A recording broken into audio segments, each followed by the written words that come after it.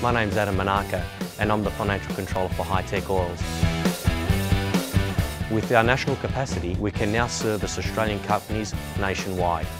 Of late, we have now expanded into the New Zealand market. Here at Hi-Tech Oils, we receive premium base oils and premium additive packs. Together, with our highly trained staff, we manufacture over 500 premium quality products. Hi-Tech Oils is Australian made and Australian owned.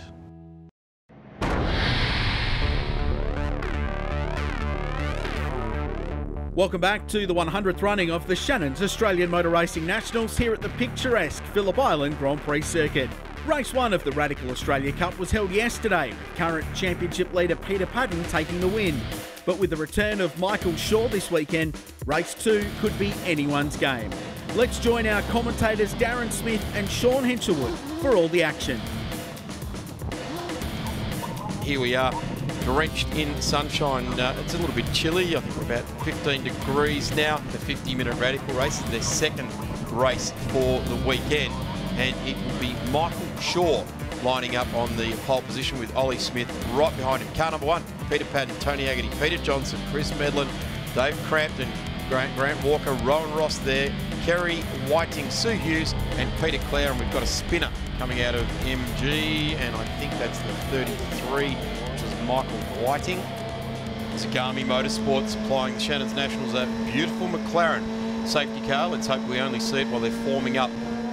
I don't know that we'll get a start, given that the officials are still on the circuit tending to that car. Oh, Peter Patten's off the circuit at the start. He's going into the wall. He's hit the wall. The championship points leader, for some reason, has run wide on the run to the line, got himself on the wet grass and into the wall. Looks like they've started this race, and that is disaster for the number 1 car already. That's a game over right there. That was a pretty hard nudge to the wall. And the field streaming around. I think they look a bit confused themselves there to see car 1 spear off in front of them, but they are racing, and Michael Shaw doing, well, what he was trying to do yesterday, drive away and dominate. Look at Peter Johnson in the 17 PJS Air car, who had a number of years ago Paul Stokel as his driver coach, did a lot of work with him back then. It's working out for him now. Peter Johnson into 2, the 86 of Ollie Smith goes around.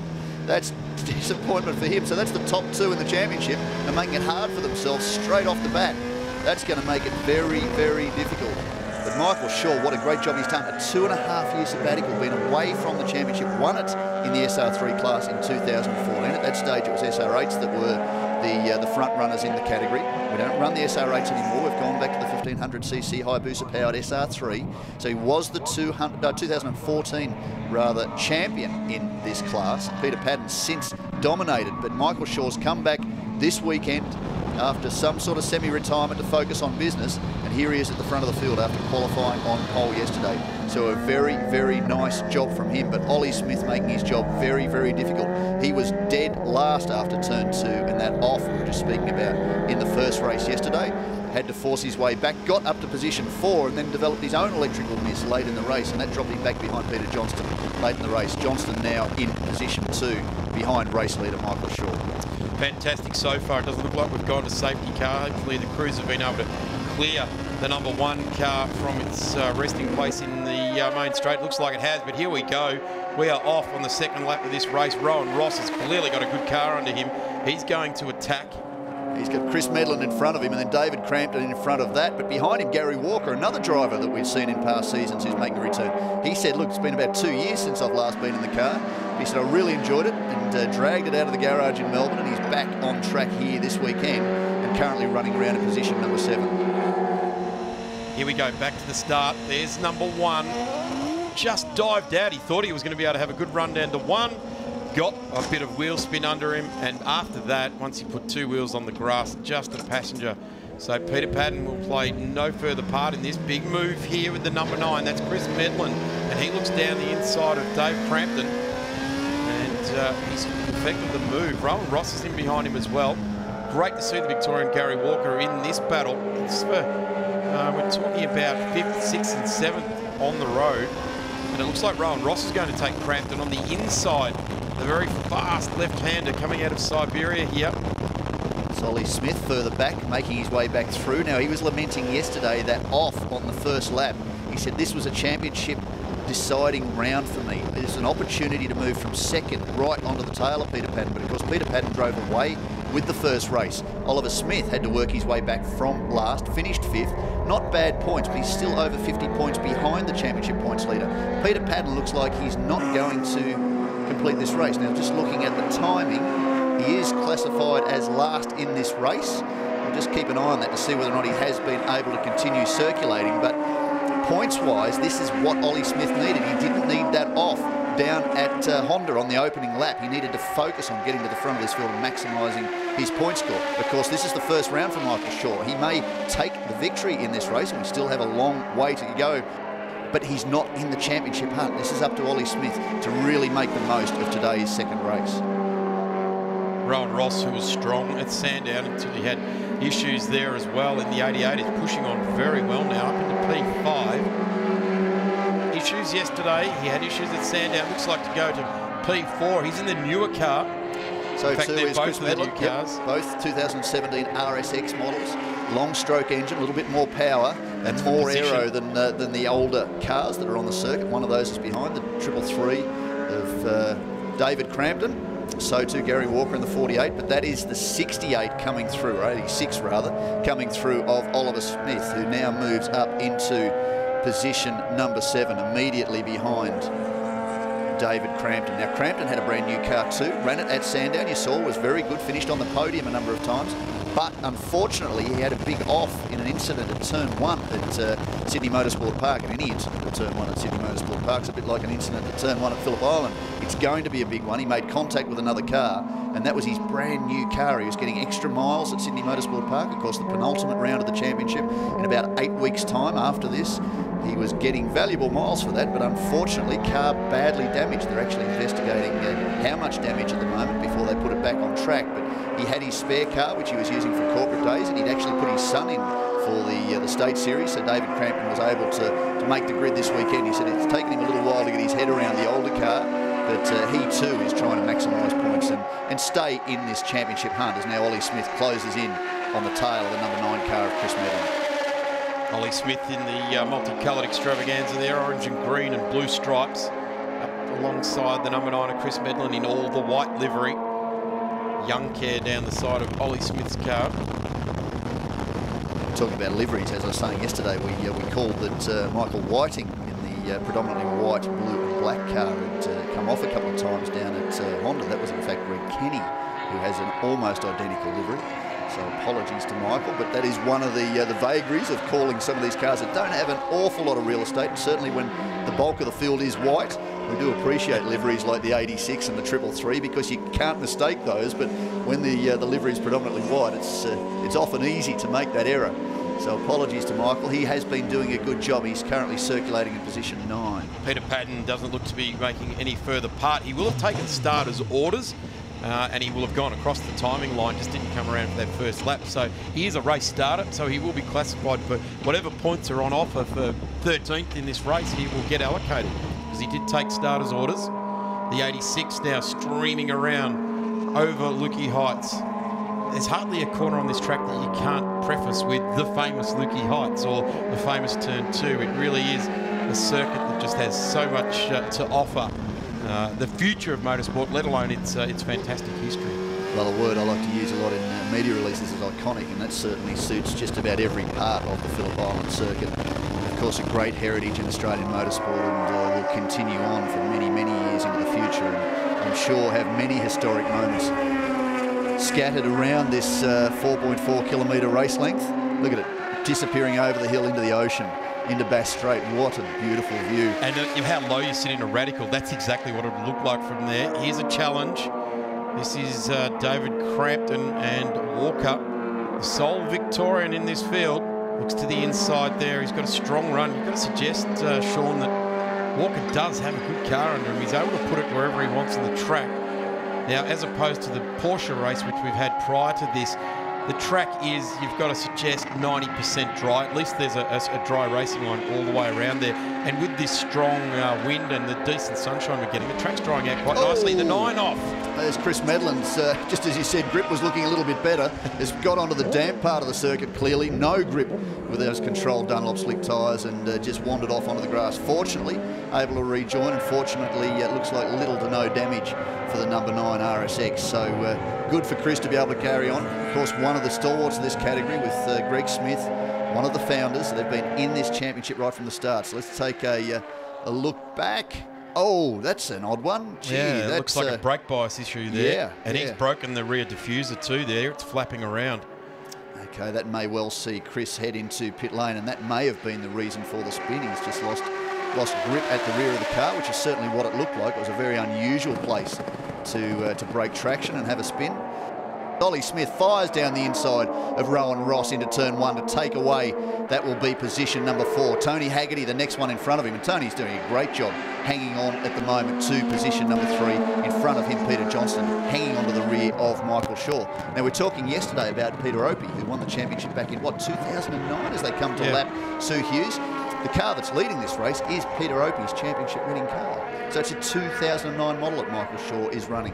And it shows you just how competitive these cars are. Oh, that's going to be a tight one. Ollie just managed to pull it up as Tony Haggerty had every right to cut across to the apex of the corner and lead out of Honda into Siberia. So he's got to be a little bit careful, Ollie Smith, because the other thing he needs to remember is the championship now is open for him. Here's his move down the inside of Rowan Ross. Had a look across at Tony Haggerty, but I think specifically after what happened yesterday, I'm not sure you're going to see Ollie Smith make too many bold moves down into turn 1. Well, Tony Haggerty certainly can't say that he hasn't seen the 86 coming, because Ollie put it right up beside him there. Looks like the race leader has hit pit lane. The pit window has opened. So Michael Shaw is using the same tactic that Peter Padden used yesterday. Peter Johnston, the black car there, the PJS Air number 17, he has now inherited the race lead.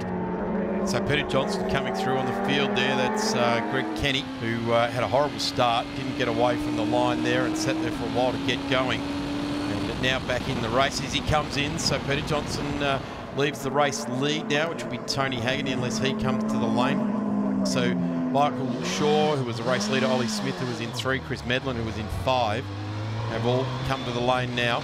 Michael Shaw has rejoined, so he's committed his stop.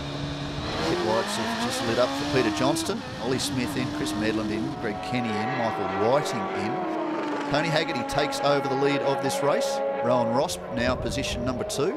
The number 6 looks to the inside of the 88. This is for first place in this race. Rowan Ross and Tony Haggerty, 2, well, veterans, more experienced racers in the Radical Australia Cup, now at the top of the timesheets. Gentleman drivers having a fair old stoush too. Rowan Ross hasn't given up, but how was that late braking move on the wet line by Tony Haggerty down at Honda? That was very impressive. What I'm interested in is the way they're coming out of Siberia and going straight over the painted lines and ripple strips. In these conditions, rule number 1, don't go near the painted lines or ripple strips, but the Radicals are just going straight out there. They're absolutely unfazed by it. Michael Shaw has actually made no loss or gain during that. 8.68 seconds. It was about 8.5 seconds at the start, so maybe a minor loss of a tenth of a second, but that may not have happened in the trundle down pit lane. And he is absolutely pushing on very, very hard. Didn't get the result he wanted yesterday. He's been fast. He sat on the front row of the grid. Now he wants a race win. And with over nearly 9.5 seconds, so in the last lap and a bit, he's gained another second on Peter Johnston in the 17. Tony Shebecki's got the man at the top at Radicals with Chris Papadopoulos in the lane. Well, we're catching up with Chris Papadopoulos, race team manager and also former Formula 1 engineer. Chris, what a fantastic series the Radical Series has turned out to be. Yeah, it's just been great so far this year. We always like coming to the Shannons Nationals and having our national championship program there. We've had great racing, great tracks. It's just been really good for us on track and off. And now there's a brand new car into the mix. Yeah, so there's a new Radical SR3 for this year, a new version of the car. It's been going as a model for over a decade now. And the latest iteration has a couple of new features which help put it at the top of the pack. The advantages for just a driver who wants to get into the Radicals over another category? Oh, you know, the cars are very cheap to run, and they're just, more than anything, just great to drive. You know, they're just amazing sensory experience. They're quick. because of the nature of the beast, they're actually one of the best cost-effective race cars you can get into. So Michael Shaw continuing to lead comfortably. Gary Walker on screen, the number 48 car, orange and blue. Victorian driver making his return, a mainstay of the championship a number of years ago, driving with Robert Baird. Baird had been in this championship as long ago as 2 seasons back. Made the odd cameo. We might see him this year, but he hasn't lined up just yet. But certainly there have been a number of entries coming in and out. We are missing at least 4 drivers this weekend. Greg Smith, one of the mainstays of this championship. A big supporter as Gary Walker's run right off coming out of Southern Loop, trying to keep it out of the dirty stuff on the gravel, big spin, hopefully keeps it out of the tyres. You can still see how much water is on the outside of the circuit, and he may not be able to rejoin this race. Now, Gary Walker's just modulating the throttle to try and give himself enough traction to carry on, but you saw just as he gathered the car back up again, how much water's still on the outside of the circuit. Here we go. Let's see what has happened. Oh, with just a bit of understeer mid-corner, pushing because he's trying to get a result out of this one. So the 48 just about gathered it up. If he had stayed on the stones, he probably could have driven right back to the edge of the circuit. Spins round, hasn't hit anything. So if there's any damage, it'll be on the underside of the car. Currently, it puts him back into 9th place, but I would suggest it's going to put him further down the sheet. There he is. He's back on screen. Great news. He'd be driving a bathtub. He's set himself in some water there for quite some time.